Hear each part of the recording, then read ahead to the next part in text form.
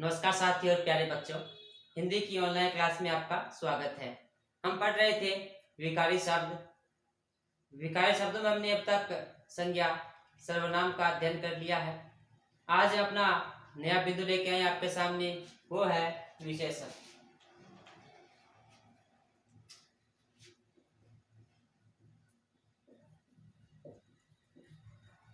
सबसे पहले विशेषण क्या होते हैं?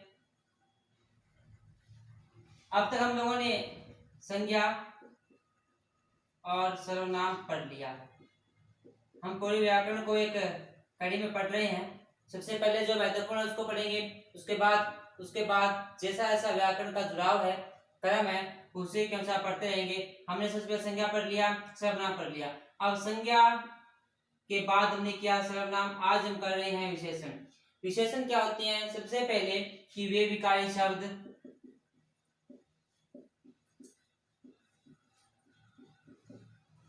अब बात आज के विकारी शब्द क्या होते हैं ये पहले बता चुका हूं बहुत अच्छे से।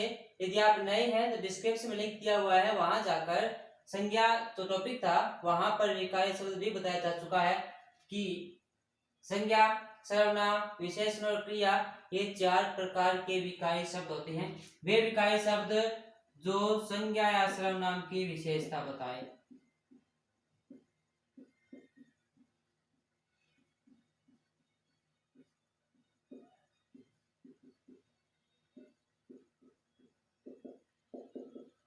क्या कहलाते हैं?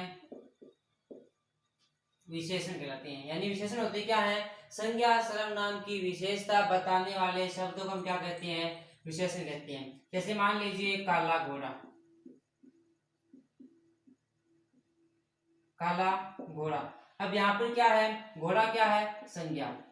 घोड़ा क्या है? संज्ञा है। और ये जो काला क्या है? ये घोड़े की क्या बता रहा है? विशेषता बता रहा है। काला क्या कर रहा है? घोड़े की विशेषता बता रहा है। तब यहाँ ये जो काला विशेषता बता रहा है ये क्या कहलाएगा? विशेषण। ये क्या कहलाएगा? विशेषण कहलाएगा। यानी वे विकारी शब्द जो संज्ञा या सर्वनाम की विशेषता बताते हैं क्या कहलाते हैं? विशेषण कहलाते हैं। अब हम विशेषण में 3 बातें पढ़ेंगे मुख्य रूप से। एक होता है विशेषण, एक होता है विशेष्य और एक होता है प्रविशेषण। तीनों महत्वपूर्ण है। सबसे पहले बात कर लेते हैं हम इस विशेषण की और विशेष्य की। विशेषण आपको बता ही चुके हैं कि वे विकारी शब्द जो संज्ञा या सर्वनाम की विशेषता बताए, जैसे काला घोड़ा। अब यहाँ पर काला क्या है? विशेषण। काला क्या हुआ यहाँ पर? विशेषण हुआ। तो घोड़ा क्या हुआ यहाँ पर? संज्ञा है। लेकिन हम बात करते हैं विशेष्य क्या होता है। यहाँ पर हम यही एग्जाम्पल लेते हैं, काला घोड़ा। अब देखिए काला घोड़ा है कि हमारे सामने 2 ही नाम है, एक है विशेषण, एक है विशेष्य। आपको पता है कि काला क्या हुआ यहाँ पर? विशेषण हुआ, क्योंकि जो शब्द संज्ञा सर्वनाम की विशेषता बताते हैं क्या कहते हैं? विशेषण कहते हैं। अब बात है विशेष्य क्या होता है। वे संज्ञा सर्वनाम शब्द जिनकी विशेषता बताई जा रही है। विशेष्य क्या हुआ कि वे संज्ञा या सर्वनाम शब्द जिनकी विशेषता बताई जा रही है। अब यहाँ पर काला कौन है? घोड़ा है। काला कौन है? घोड़ा है। घोड़ा क्या है? संज्ञा है। तो अब इसमें विशेष्य क्या हो जाएगा? घोड़ा हो जाएगा। घोड़ा क्या हो जाएगा? विशेष्य हो जाएगा। काला घोड़ा यानी वे संज्ञा सर्वनाम जिनकी विशेषता बताई जाए स्वयं क्या कहलाते हैं? विशेष्य कहलाते हैं। और विशेषता बताने वाले शब्द क्या कहलाते हैं? विशेषण कहलाते हैं। अब यहाँ देखते हैं इसको, काला घोड़ा। विशेषण शब्द है वो 2 प्रकार से मिलते हैं। एक तो क्या होता है? विशेषण शब्द संज्ञा से पहले होता है। यहाँ पर देखिए विशेषण शब्द संज्ञा से पहले है, ठीक है। दूसरा लेते हैं यहाँ पर, राम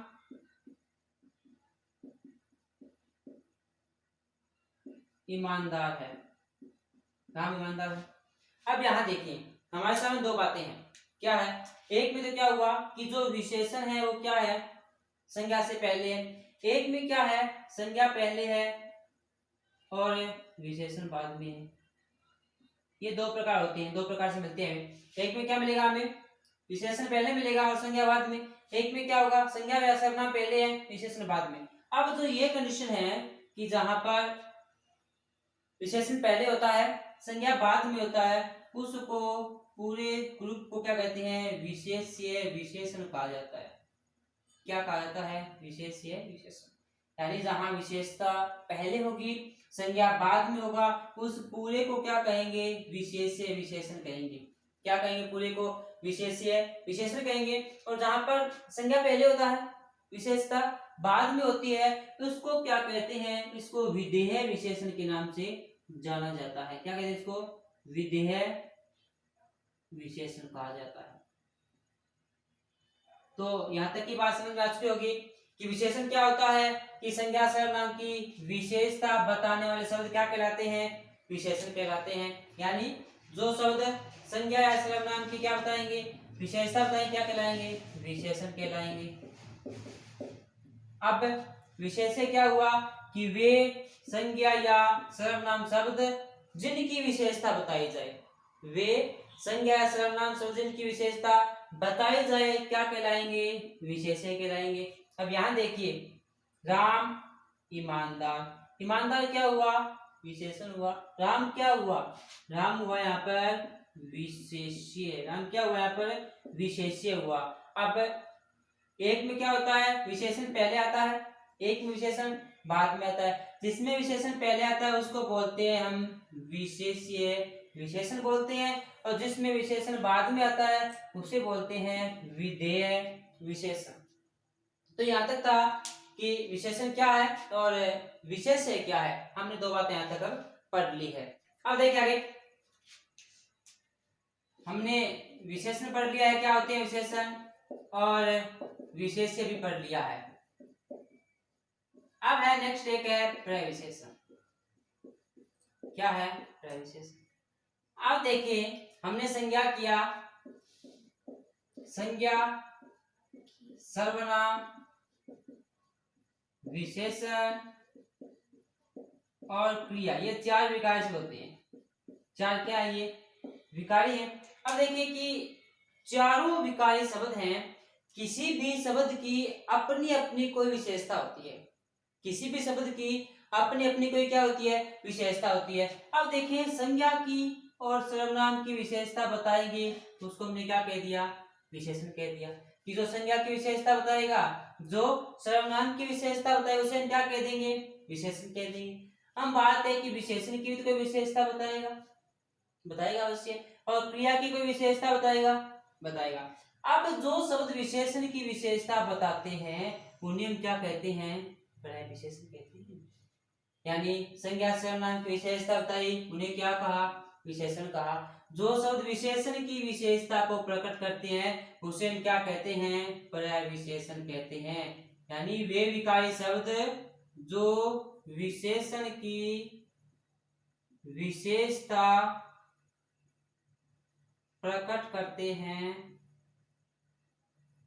क्या कहलाते हैं, पर्याय विशेषण कहलाते हैं। यानी वे विकारी शब्द जो विशेषण की भी विशेषता को प्रकट करेंगे क्या कहलाएंगे, पर्याय विशेषण कहलाएंगे। अब बात है कि क्रिया की विशेषता, क्रिया की विशेषता बताने वाले को क्रिया विशेषण कहा जाता है। इसको हम आगे पढ़ेंगे जब हम अव्यय करेंगे, अविकारी शब्द करेंगे, वहां पर हम क्रिया विशेषण का अध्ययन कर लेंगे। लेकिन आपको एक बार बता दिया कि चारों विकारी शब्दों की विशेषता बताने वाले को क्या क्या कहते हैं। संज्ञा सर्वनाम की विशेषता बताएंगे, विशेषण, विशेषण की विशेषता बताएंगे, पर्याय विशेषण, और क्रिया की विशेषता बताएंगे, क्रिया विशेषण। अब बात करते हैं एग्जांपल्स में कि ये पर्याय विशेषण होता क्या है, किस प्रकार इसका प्रयोग करते हैं पर्याय विशेषण। हमने बात बोली है मैंने कि विशेषण की विशेषता बताएंगे, क्या कहलाएंगे, पर्याय विशेषण। अब देखते हैं कि विशेषण की विशेषता कैसे बताती हैं।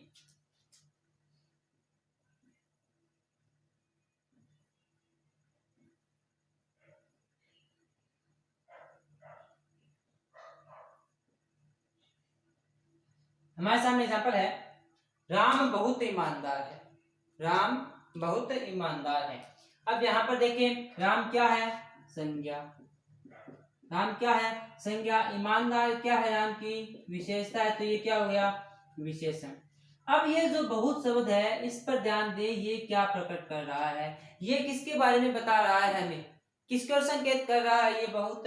अब देखिए राम है तो संज्ञा है, राम बहुत ईमानदार है, ये ईमानदार क्या हुई, राम की विशेषता। ये बहुत क्या बता रहा है, बहुत में विशेषता यानी ईमानदार के बारे में बता रहा है।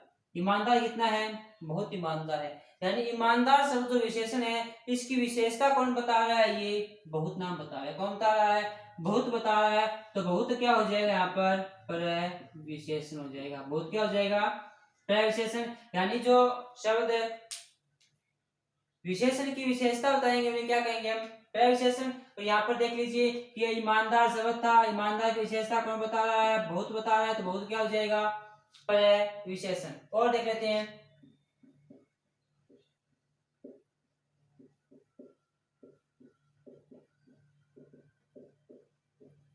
राम बहुत लंबा है, इसमें देखिए राम बहुत लंबा है। अब राम संज्ञा है, राम क्या हुआ, संज्ञा।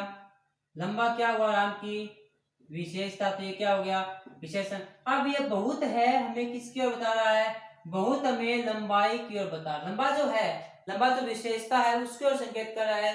क्या है, बहुत लंबा है, क्या है, बहुत लंबा है, तो ये बहुत क्या हो जाएगा हमारा, प्रविशेषण हो जाएगा। बहुत क्या हो जाएगा, प्रविशेषण। यानी इस बहुत ने क्या किया है, इस विशेषण की विशेषता को बताया है, तो ये हो जाएगा प्रविशेषण। और ये होता है प्रविशेषण की जो विशेषण की विशेषता बताए उसे हम क्या कहते हैं, प्रविशेषण कहा जाता है।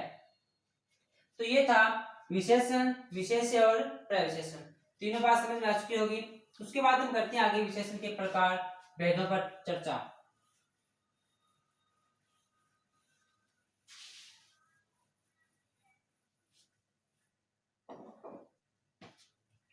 अब बात है विशेषण कितने प्रकार के होते हैं।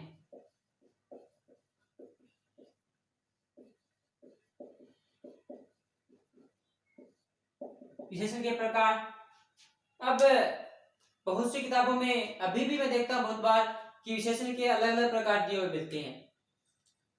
तो आपके साथ दो बातें हैं, कई जगह 4 प्रकार मिलते हैं और कई जगह विशेषण के 5 प्रकार मिलते हैं। अब अगर कितने विशेषण कितने प्रकार का होता है, कितने प्रकार होते हैं विशेषण के, विशेषण 5 प्रकार के होते हैं। कितने होते हैं, 5, जहां 4 प्रकार हैं कौन होते हैं, आपको मैं इसका बता देता हूं। संदर्भ ग्रंथ माध्यमिक शिक्षा बोर्ड की जो किताब है, एनसीईआरटी की जो बुक है, उसमें विशेषण के 5 प्रकार दिए गए हैं और वर्तमान में विशेषण के 5 प्रकार माने जाते हैं। अब वो 5 प्रकार कौन कौन से हैं, पहला है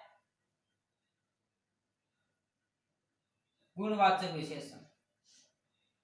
पहला कौन सा हुआ, गुणवाचक विशेषण। दूसरा मानते हैं संख्यावाचक विशेषण, दूसरा होता है संख्यावाचक विशेषण। और तीसरा होता है परिमाणवाचक विशेषण।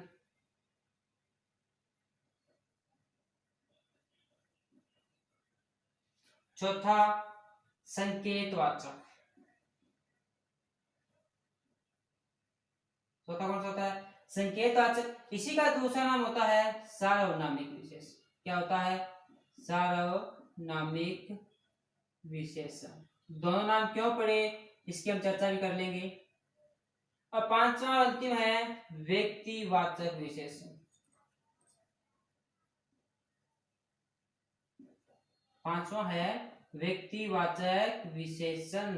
अब देखिए बहुत सी जगह 4 ही मिलती हैं और मैंने कुछ जगह देखा है कि संकेतवाचक और सार्वनामिक को अलग अलग बता रखा है। बिल्कुल गलत है, संकेतवाचक और सार्वनामिक दोनों एक ही होते हैं, दोनों के नाम अलग अलग है। नाम अलग अलग क्यों है, जब हम संकेतवाचक पढ़ेंगे तो वहां चर्चा कर लेंगे। और पांचवा प्रकार है व्यक्तिवाचक विशेषण। अब यहाँ हमें ध्यान रखना है क्योंकि हमने पहले व्यक्तिवाचक संज्ञा भी पढ़ लिया है, व्यक्तिवाचक संज्ञा भी पढ़ा है, लेकिन यहाँ पर क्या होगा, व्यक्तिवाचक विशेषण भी होंगे। तो ये है हमारे सामने विशेषण के 5 प्रकार: गुणवाचक विशेषण, संख्यावाचक विशेषण, परिमाणवाचक विशेषण, संकेतवाचक और व्यक्तिवाचक विशेषण। अब हम बात कर लेते हैं इन सभी पर अलग अलग।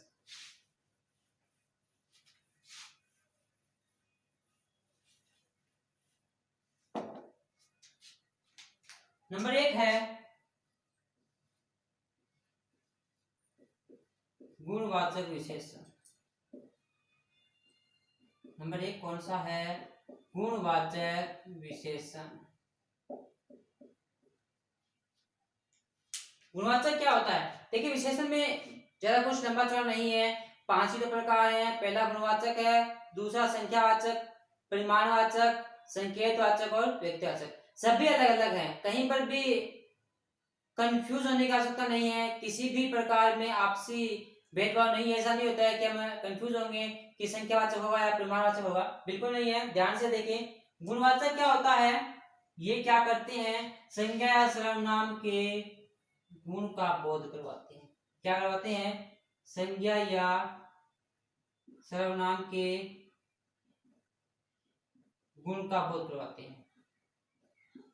अब गुण में क्या क्या शामिल हो गए वो हम बात कर लेंगे। अकेले गुण कभी गुण में शामिल नहीं होते, गुण अच्छे और बुरे दोनों होते हैं, दोष भी इसमें आते हैं। अब देखो इसकी परिभाषा क्या होती है, वे विकारी शब्द जो किसी व्यक्ति, वस्तु, प्राणी यानी संज्ञा या सर्वनाम के गुण का बोध कराते हैं, गुणवाचक विशेषण कहलाते हैं।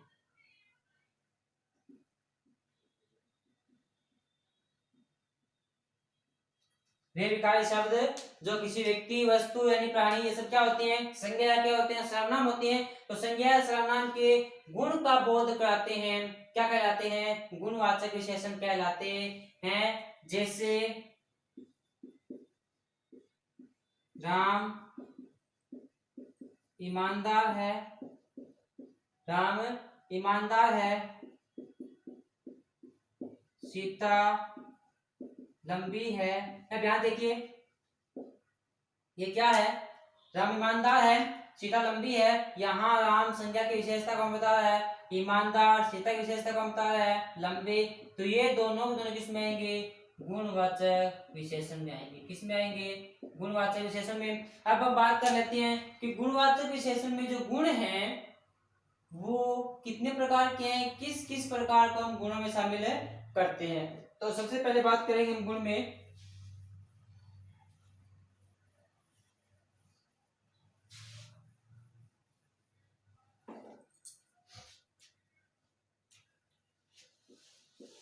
रंग, रूप, गुण, दोष, आयु,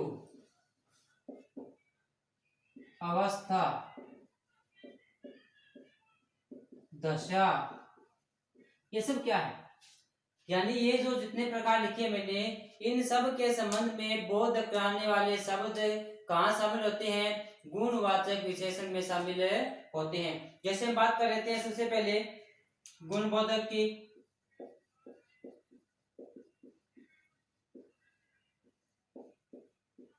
गुणबोधक में क्या क्या शामिल होंगे,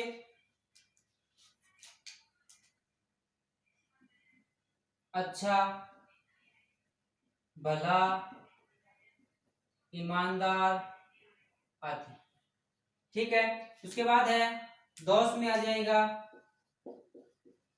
दोष बोधक, दोष में आ जाएगा बुरा, बेईमान, नालायक, बेशरम, ये सब किसमें आ जाएंगे, दोष में आ जाएंगे। अब देख लेते हैं रंगबोधक में।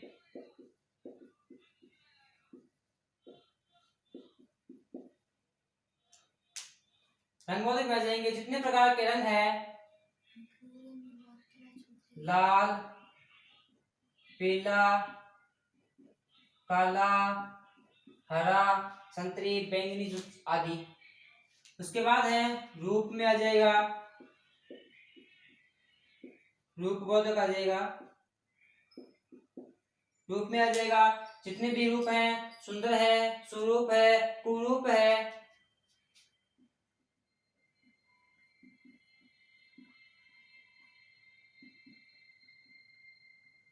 ये सब आ जाएंगे। उसके बाद है आयु बोधक में,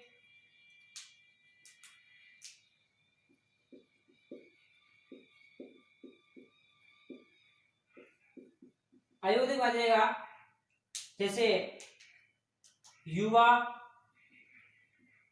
वृद्ध यानी बूढ़ा, बाल, किशोर, ये जितने भी आयु बोधक हैं, आयु का बोध करवा रहे हैं, विशेषता बता रहे हैं,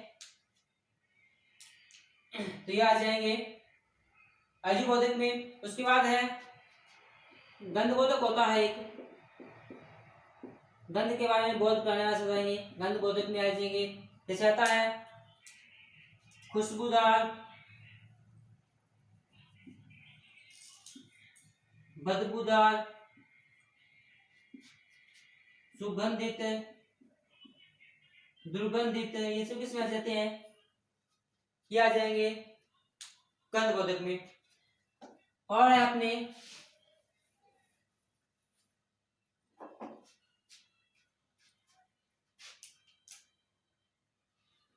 अवस्था बोधक है,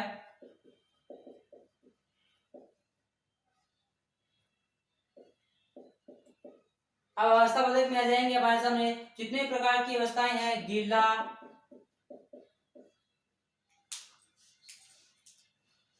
सूखा, नम, ये सब क्या है, अवस्थाएं हैं। शुष्क आ जाएगा, आर्द्र आ जाएगा, ये सब क्या है, अवस्था बोधक है। उसके बाद आती है दशा बोधक आती है।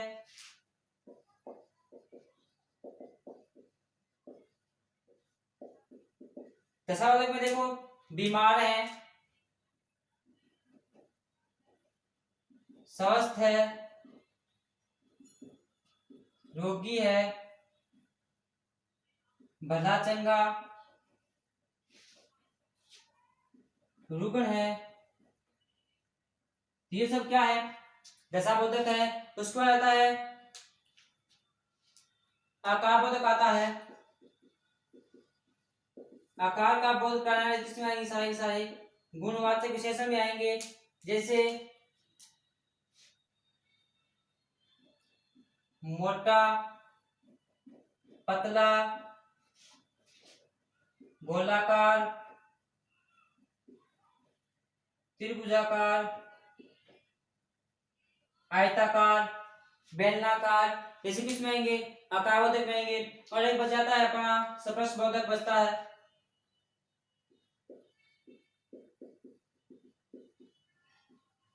यानी सप्रश बोधक किसमें आएंगे, गुणवाचक में आएंगे। जैसे होता है कोमल, कठोर, कोमल है, कठोर है, मुलायम है, खुरदरा है, ये सब किसमें आएंगे, सप्रश बोधक में आ जाएंगे। तो ये हैं इतने प्रकार हमने जो किए हैं, ये सारे प्रकार कहाँ आएंगे, सब के सब आ जाएंगे गुणवाचक विशेषण में। किसमें आएंगे, गुणवाचक विशेषण में। अब इतना ही नहीं है कि ओनली गुण आएंगे, गुणवाचक विशेषण में सब प्रकार आएंगे, यानी जितने भी प्रकार के गुण हैं, दोष है, रंग है, रूप है, आकार है, अवस्था है, आयु है, दशा है, ठीक है। और ये जो खुशबू वाली बातें हैं, सारे के सारे जो गुण हैं किसमें आएंगे, गुणवाचक विशेषण में रखे जाएंगे। सभी कहाँ जाएंगे, गुणवाचक विशेषण में। जितने आपके सामने ये चार्ट बना हुआ है, इन चार्ट्स में से जो भी नाम विशेषण के रूप में पूछा जाएगा, कौन सी विशेषण कहलाएगा, गुणवाचक विशेषण कहलाता है। तो ये था हमारा गुणवाचक विशेषण। अब इनका प्रयोग कहीं भी कर लेते हैं किसी प्रकार से। राम बेशरम है, राम बेशरम है।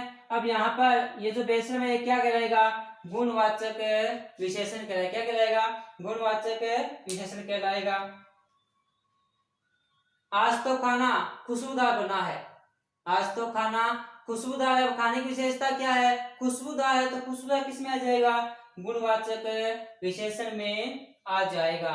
हमारा विद्यालय गोलाकार है, हमारा विद्यालय गोलाकार है। विद्यालय की जो गोलाई की जो विशेषता है, विद्यालय का जो ग्राउंड, खेल ग्राउंड कुछ भी मान लीजिए, गोलाई में जो भी है वो सब किस में आ जाएगा? गुणवाचक विशेषण में रखा जाएगा। तो ये था गुणवाचक विशेषण।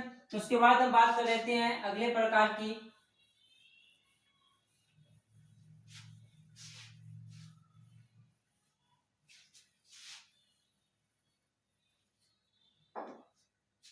नंबर 2 लेते हैं हम संख्यावाचक विशेषण।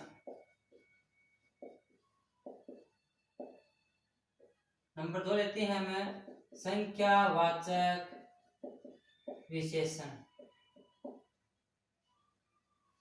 अब यहाँ देखिए, आपको नाम से बोध हो रहा होगा कि ये संख्यावाचक क्या है। यहाँ देखिए, यहाँ क्या लिखा हुआ है? संख्या। यानी कि ये विकारी शब्द हैं, हमें क्या बताएंगे? संख्या का बोध कराएंगे। और संख्या किसकी बताएंगे? संज्ञा या फिर सर्वनाम, क्योंकि विशेषण विशेषता बताते हैं किनकी है? संज्ञा और सर्वनाम दोनों की बताते हैं। तो यहाँ पर क्या हुआ कि वे विकारी शब्द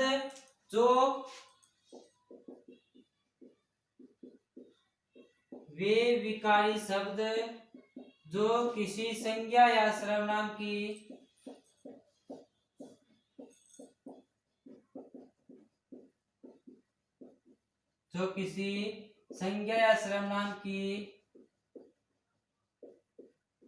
संख्या का बोध कराते हैं,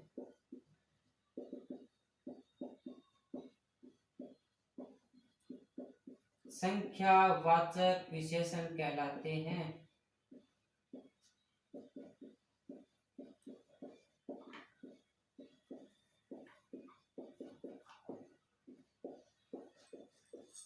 संख्यावाचक विशेषण कहते हैं। अब यानी क्या है यहाँ पर कि ये जो संख्यावाचक होंगे ये संज्ञा या सर्वनाम की क्या बताएंगे? दोनों की संख्या का बोध कराएंगे। और ये जो संख्या है ये संख्या क्या कहलाएगी? संख्यावाचक विशेषण कहलाएगी। जैसे मान लेते हैं यहाँ पर 5 विद्यार्थी। अब यहाँ पर क्या है? विद्यार्थी हमारे हैं वो क्या है? संज्ञा है। विद्यार्थी क्या है यहाँ पर? विद्यार्थी क्या है यहाँ पर? संज्ञा है। और ये 5 क्या है? ये संख्या है विद्यार्थियों की। क्या है? विद्यार्थियों की 5 संख्या है। विद्यार्थी कितने हैं? 5 है। 5 क्या है? विद्यार्थियों की संख्या है। अब विद्यार्थी क्या है? संज्ञा है। तो ये हमने बात की ऊपर कि संज्ञा या सर्वनाम की जो संख्या बताएंगे। अब यहाँ पर संख्या कौन बता रहा है? ये 5 जो शब्द है ये संख्या बता रहा है। तो ये 5 क्या हो जाएगा? संख्यावाचक विशेषण। क्या हो जाएगा? ये 5 संख्यावाचक विशेषण कहलाएगा। तो ये होते हैं संख्यावाचक विशेषण। अब संख्यावाचक विशेषण भी कितने प्रकार के होते हैं? संख्यावाचक विशेषण आगे क्या होते हैं? 2 प्रकार के होते हैं। कौन कौन से होते हैं? पहला होता है निश्चित संख्यावाची। नंबर 2 होता है अनिश्चित संख्यावाची। अब देखिए क्या होता है निश्चित में। यानी यहाँ नाम से बोध हो रहा होगा कि वे विकारी शब्द जो संख्या की निश्चित दशा का बोध कराते हैं। यानी इसमें क्या होगा? निश्चित है। जैसे यहाँ लिखा मैंने 5 विद्यार्थी, 5 विद्यार्थी। अब विद्यार्थियों की संख्या क्या है? निश्चित है, फिक्स है। जो निश्चित संख्या का बोध करवाएंगे वो किस में आएंगे? सारे के सारे निश्चित संख्यावाची में आएंगे। और जो अनिश्चित संख्या का बोध कराएंगे, हमें यहाँ पता था कितने विद्यार्थी हैं? 5 ही हैं। कितने हैं? 5 ही हैं। निश्चित है, किस में आएगा? निश्चित में आएगा। अब यहाँ लिखता हूं मैं कुछ बालक, कुछ बालक। अब यहाँ देखें, ये जो बालक है इनकी संख्या का हमें पता है कि बालकों की क्या है, संख्या है, लेकिन संख्या कितनी है ये पता नहीं है हमें। संख्या कितनी है इसका पता नहीं है, इसका पता नहीं है तो ये किस में आएगा, अनिश्चित में आएगा। यानी बालक तो हैं लेकिन कितने हैं, हाँ संख्या में है लेकिन कितने हैं फिक्स पता नहीं है हमें, निश्चित पता नहीं है। कुछ बालक हैं, हो सकता है 2 हो, 4 हो, 5 हो, 7 हो, कुछ बालक हैं तो ये किस में आ जाएगा, अनिश्चित संख्यावाची में। आप देख लेते हैं हम निश्चित में कितने प्रकार के रूप शामिल करते हैं और अनिश्चित में कितने प्रकार।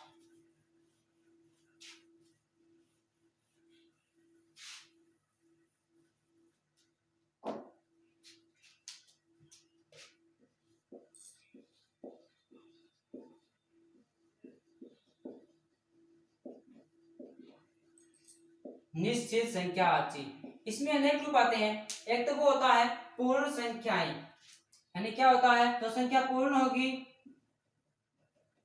जैसे हमने यहाँ बात की है 1, 2, 3 आदि। यानी जो संख्या पूर्ण होगी वो किस में आएगी, निश्चित में आएगी। 5, 7, 10, 20 विद्यार्थी, 50 के लिए, ये सब क्या है, निश्चित संख्या है।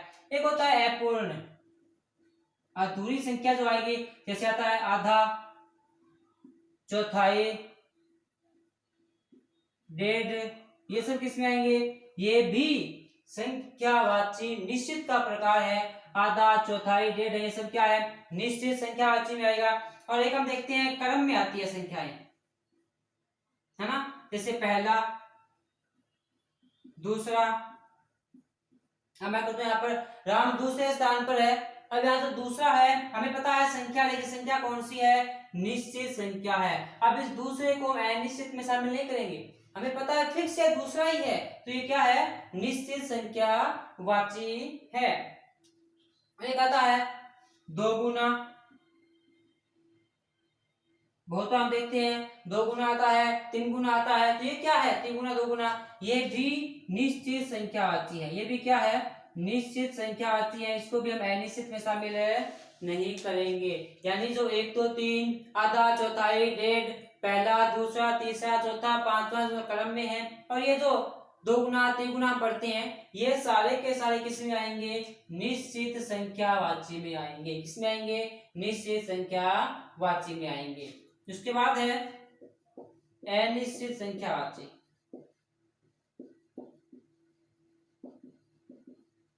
इसमें कितने प्रकार आएंगे, पहला तो आएगा, सीधा आता है कुछ, बहुत, ये नाम आते हैं ना, जैसे मैं कहूँ यहाँ पर बहुत लोग या बहुत बालक, ये सब क्या है, अनिश्चित संख्यावाची है। और दूसरा हम देखते हैं आता है 100, 200, कि 100, 200 रुपए से काम नहीं चलेगा, 100, 200 रुपए से काम नहीं चलेगा। अब ये 100, 200 है, देखने में तो हमें निश्चित का बोध करा रहे हैं। ये 100, 200 है, देखने में क्या करवा रहे हैं, हमें निश्चित का बोध करवा रहे हैं, लेकिन ये निश्चित संख्या नहीं है। ये निश्चित संख्या नहीं है, क्यों नहीं है, क्योंकि यहाँ पर फिक्स नहीं है, या तो 100 है, या 200 है, 150 है, कितनी है, निश्चित नहीं है, अनिश्चित है। तो आप ध्यान रखें, 100, 200 के बारे में जब भी आते हैं ना, 5-7 विद्यार्थी खेल रहे हैं, ये देखिए 5-7 विद्यार्थी खेल रहे हैं, पढ़ रहे हैं, कुछ भी कर रहे हैं, ये देखिएगा। अब ये जो 5-7 विद्यार्थी हैं, ये 5-7 विद्यार्थियों की संख्या है, 5-7 क्या विद्यार्थियों की संख्या है। अब बात यह है कि ये संख्या आएगी किसमें, निश्चित में या अनिश्चित में। अब इसको आपने ये मात्र संख्या देखकर कि हाँ जी 5-7 है, हम निश्चित में कर देते हैं। 5-7 विद्यार्थियों की संख्या निश्चित नहीं है, ये आएंगे किस में आएंगे, अनिश्चित में आएंगे। किस में आएंगे, अनिश्चित में आएंगे। तो ये बात रखने में। अब आते हैं, थोड़े से लोग ईमानदार हैं, थोड़े से लोग ईमानदार है, थोड़े से क्या है, संख्या है लोगों की, और क्या है, अनिश्चित में आती है। अब ध्यान रखनी है हमें बात एक है कि जो बहुत नाम है, ये बहुत नाम आपको परिमाणवाची मिलेगा, संख्यावाची मिलेगा। अब हमें इसका करना कैसे है, संख्यावाचक कहाँ होगी, बहुत के बाद में जो संज्ञा या सर्वनाम है उसका हमें विचार करना है कि ये संज्ञा सर्वनाम संख्या बताएगी या फिर मात्रा बताएगी। जहां संख्या बताएगी, जहां काउंटिंग बताएगी, वहां तो ये बहुत आ जाएगा संख्यावाचक में, और जहां काउंटिंग का बोध नहीं कराएगा, मात्रा का बोध कराएगा, वहां आ जाएगा परिमाणवाचक में। दोनों की जब हम तुलना करेंगे, अगला प्रकार जब हम करेंगे परिमाणवाची का, तो वहां दोनों की तुलना कर लेंगे। अब तक हमने यहाँ यही करना है कि निश्चित में कौन कौन आएगा, 1 2 3 4 फिक्स संख्याएं, आधा, चौथाई, डेढ़ आ जाएगा, 2 गुना 3 गुना निश्चित में आएंगे, पहला, दूसरा, तीसरा, चौथा क्रम है जो पंक्ति के, ये किस में आएंगे, निश्चित में आएंगे। उसके बाद है बहुत लोग हैं, थोड़े से लोग हैं, कुछ बालक खेल रहे हैं, 100 200 5 7, ये क्या है, ये निश्चित का बोध नहीं करा रहे, ये सब किस में आएंगे, अनिश्चित संख्यावाचक में आएंगे। तो आज हमने विशेषण के 2 प्रकार पढ़ लिए हैं, गुणवाचक और संख्यावाचक। उससे पहले विशेषण, विशेष्य, प्रविशेषण भी पढ़ चुके हैं, और जो इसके प्रकार 3 बचे हैं वो हम अगले कक्षा में पढ़ेंगे। आज इतना ही करेंगे। धन्यवाद।